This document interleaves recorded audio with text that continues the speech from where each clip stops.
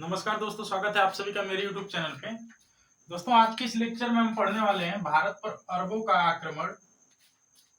तो दोस्तों, आज हम पढ़ेंगे कि भारत पर अरबों का आक्रमण क्यों हुआ और क्या कारण थे कि भारत पर अरबों ने आक्रमण किया। तो दोस्तों, जो अरबवासी थे, अरब के लोग जो भारत पर आक्रमण करने आए थे, दोस्तों आपको पता होगा कि जो अरब की भूमि है, अरब की भूमि वह ज्यादा उपजाऊ नहीं है और उनका जो मुख्य व्यवसाय था उस समय अरबवासियों का वह था पशुपालन और व्यापार। प्राचीन काल में अरबवासियों का मुख्य जो अर्थव्यवस्था का जो मुख्य स्रोत था वह था उनका पशुपालन और व्यापार।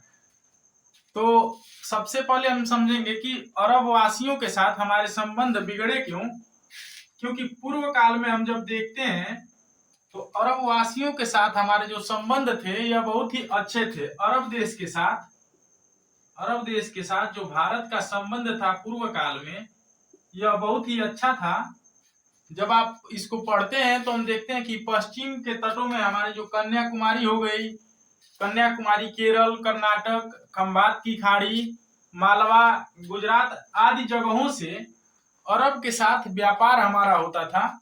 और जो व्यापार होता था उसमें अरबवासी जो है भारत के जैसे अरब देश में वहां पे अन्न का उत्पादन कम होता था, तो जो अरबवासी थे वह भारत से अन्न को खरीद कर ले जाकर उसको यूरोप व अफ्रीका जैसे देशों में ऊंचे मूल्यों पर बेचते थे और इससे जो इनका मुनाफा होता था उससे इनका खर्च चलता था। और यह पशुपालन भी जो है इनका एक मुख्य व्यवसाय था।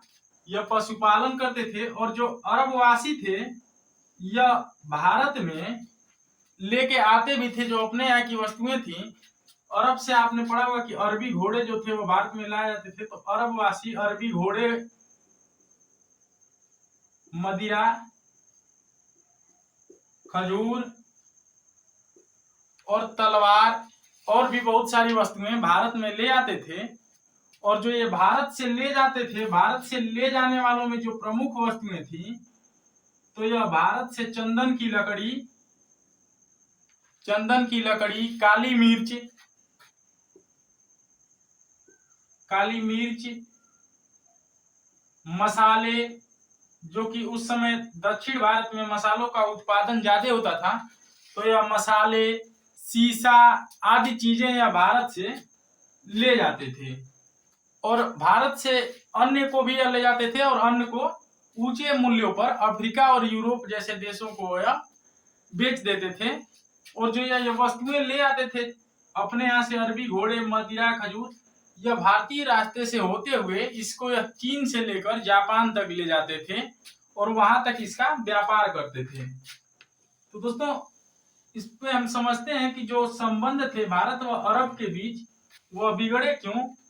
तो मोहम्मद साहब के बाद जो खलीफा पद अस्तित्व में आया, खलीफा पद जो अस्तित्व में आया यह एक धार्मिक पद था। जब आप इस्लाम धर्म को पढ़ेंगे तो एक खलीफा पद आता है, यह एक धार्मिक धर्म था।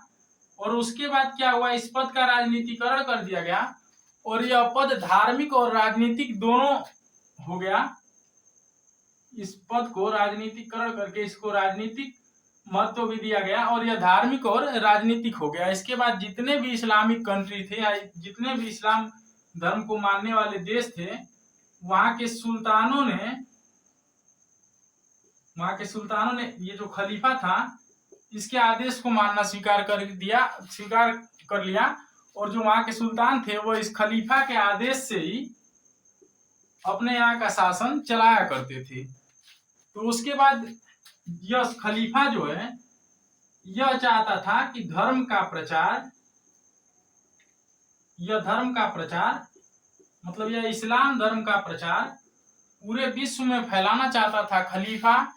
और उसके बाद जो यह सुल्तान थे अलग अलग राज्यों के, उस समय आपने पढ़ा कि अरब की अर्थव्यवस्था काफी कमजोर थी। उस समय अरब की अर्थव्यवस्था का मुख्य स्रोत जो था वह केवल पशुपालन और व्यापार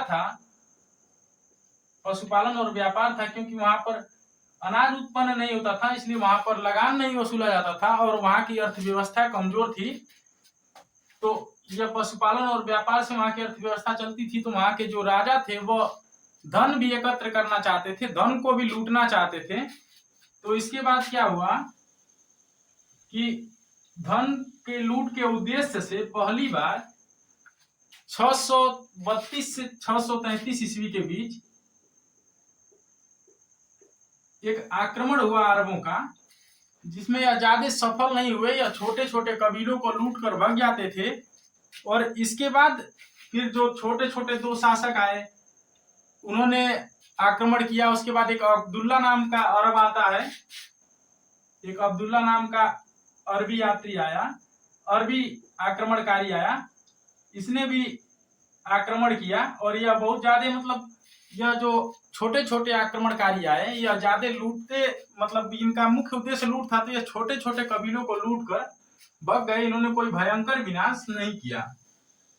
इसके बाद जब हम पढ़ते हैं कि अरब आक्रमणकारियों में जो सर्वाधिक विनाशक आक्रमणकारी आया, जिसने सिंध प्रांत के शासक दाहिर को पराजित किया।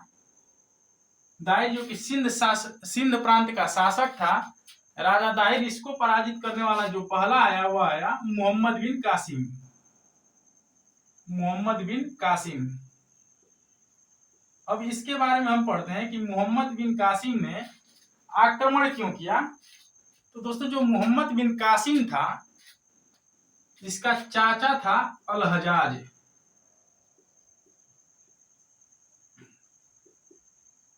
अल हजाज इसका चाचा था और इसका ससुर भी था। यह इसका चाचा और इसका ससुर था अल हजाज।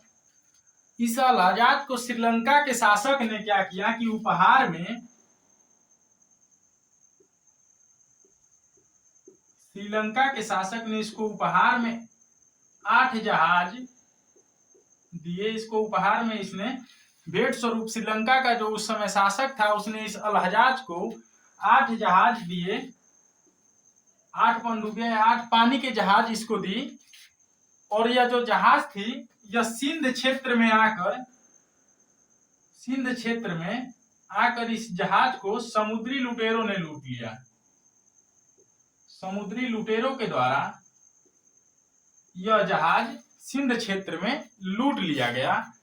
और अल हजाज ने इसका जो सिंध प्रांत का शासक था दाहिर, तो इसका मुजरिम इसने माना, इस जहाजों के लूटे जाने का मुजरिम इसने माना दाहिर को। और इसने दाहिर से कहा कि हमारी जो जहाजें लूटी आपने वो हमको वापस कर दो।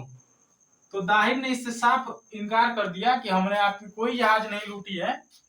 तो इसके बाद मोहम्मद बिन कासिम ने दाहिर पर 2 बार आक्रमण किया, और हालांकि यह 2 बार आक्रमण से बच गया। उसके बाद जब 712 ईस्वी में इसने आक्रमण किया, इसका प्रथम प्रभावकारी आक्रमण जो हुआ सिंध पर इसका जो प्रथम प्रभावकारी आक्रमण हुआ, प्रथम प्रभावशाली आक्रमण वह हुआ 712 ईस्वी में। 712 ईस्वी में सिंध पर इसका प्रथम प्रभावकारी आक्रमण हुआ, जिसमें इसने देवल नाम का स्थान, इसने सबसे पहले देवल नाम के स्थान पर मोहम्मद बिन कासिम ने, जो कि सिंध का एक छोटा सा राज्य था, सिंध प्रांत का एक छोटा सा अंग था, उस पर इसने कब्जा कर लिया। उसके बाद इसने क्या किया कि नेउन नाम का एक स्थान पड़ता है, नेउन नाम का एक स्थान, जो कि अभी वर्तमान समय में पाकिस्तान में है, हैदराबाद के दक्षिण में यह स्थान पड़ता है। तो उसके बाद इसने इस नेउन पर विजय प्राप्त कर ली। और इस तरह देवल और नेउन, 2 जो प्रांत थे, सिंध प्रांत के जो 2 अभिन्न अंग थे, वह मोहम्मद बिन कासिम के अधीन हो गए। और इसके बाद इसने सेहवान एक राज्य था, ये भी सिंध प्रांत के अधीन, ये छोटे छोटे अंग थे सिंध प्रांत के, देवल, नेउन और एक सेहवान, जिसका शासक बताया जाता है माजरा को, जिसके शासक का नाम माजरा था। यह माजरा जो था यह बहुत ही डरपोक किस्म का शासक था। और जब मोहम्मद बिन कासिम देवल और नेउन की विजय के बाद सेवान की तरफ बढ़ा तो यह माजरा नाम का जो शासक था यह डर के भाग गया, और इसके भागने के बाद भी इसको पकड़कर मोहम्मद बिन कासिम ने मौत के घाट उतार दिया, और इस सेवान पर भी मोहम्मद बिन कासिम ने विजय प्राप्त कर ली। अब मोहम्मद बिन कासिम धीरे धीरे अपने साम्राज्य को विस्तृत करते हुए आ रहा था, और जो सिंध का शासक था दाहिर, सिंध का जो शासक था दाहिर, यह अभी उतना प्रभावशाली नहीं हुआ था। इसके छोटे छोटे सामंतों को, देवल के, नेउन के और ये सेवान के छोटे छोटे सामंतों को इसके लूटा गया, और यह अभी उतना प्रभावशाली नहीं हुआ। इसने इस के खिलाफ कोई प्रतिक्रिया नहीं जाहिर की, और यह ज्यादा एक्टिव नहीं हुआ। तो फिर उसके बाद क्या हुआ, सिंध पर जो आक्रमण हुआ दाहिर के पास, इसको हम बोलते हैं राजौर और ब्राह्मणाबाद के युद्ध के नाम से इसको जाना जाता है, राजौर का युद्ध। उसके बाद जो राजौर का निर्णायक युद्ध हुआ, राजौर या ब्राह्मणाबाद का निर्णायक युद्ध हुआ। हालांकि ब्राह्मणाबाद का युद्ध हुआ था दाहिर के पुत्र जयसिंह और मोहम्मद बिन कासिम के बीच। तो जो यह ब्राह्मणाबाद, ये राजौर का आपसे पूछा जाता है कि राजौर का युद्ध किसके बीच हुआ, तो राजौर का जो युद्ध हुआ यह सिंध के शासक दाहिर व मोहम्मद बिन कासिम के बीच हुआ। दाहिर व मोहम्मद बिन कासिम के बीच हुआ, और एक यह बहुत ही भयंकर युद्ध हुआ, जिसमें क्या हुआ कि दाहिर पराजित हो गया और मोहम्मद बिन कासिम की विजय हुई। और इसी विजय के बाद हम देखते हैं जौहर अस्तित्व में आता है, क्योंकि जो दाहिर की प्रथम पत्नी थी उसने जौहर व्रत का पालन किया और उसने अग्निकुंड में कूदकर अपनी जान दे दी। तो दोस्तों जब हम आते हैं मध्यकालीन भारत में, आगे रानी पद्मावती के बारे में हम पढ़ते हैं जिन्होंने भी जौहर व्रत का पालन किया था। तो ये जौहर जो है, इसका जो पहली जो जौहर करने वाली थी, सबसे पहले जो जौहर करने वाली रानी थी वह थी दाहिर की पत्नी, प्रथम पत्नी थी जिन्होंने जौहर व्रत का पालन किया। उसके बाद इसकी दूसरी पत्नी थी जिनका नाम था लाडी, वह इनकी दो पुत्रियां थी, सूर्य देवी और एक पुत्री का नाम था रूपल देवी।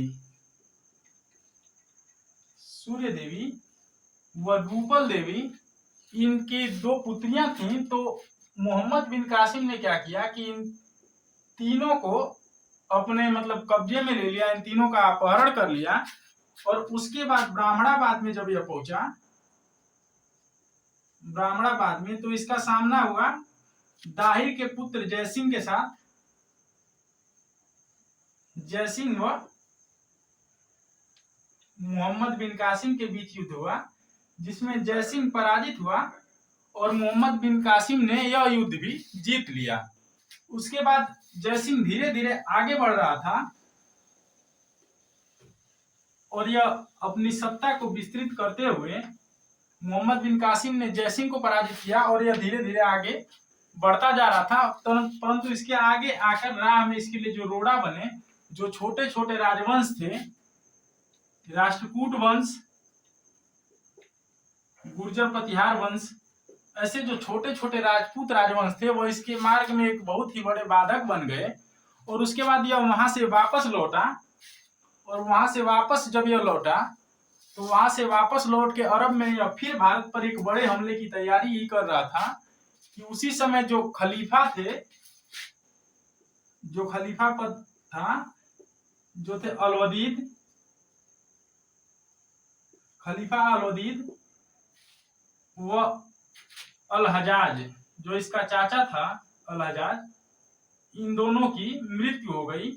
तो यह भारत पर आक्रमण के लिए वापस लौटकर पुनः दोबारा इस भारत पर एक आक्रमण की बड़ी योजना बना रहा था। उसी समय ही खलीफा अलवदीद व अल हजाज की मृत्यु हो गई और इसकी जो योजना थी वह विफल हो गई। और इसके बाद जो खलीफा बना, अलवदीद के बाद जो खलीफा बना वह बना सुलेमान, जो कि अलवदीद का भाई था।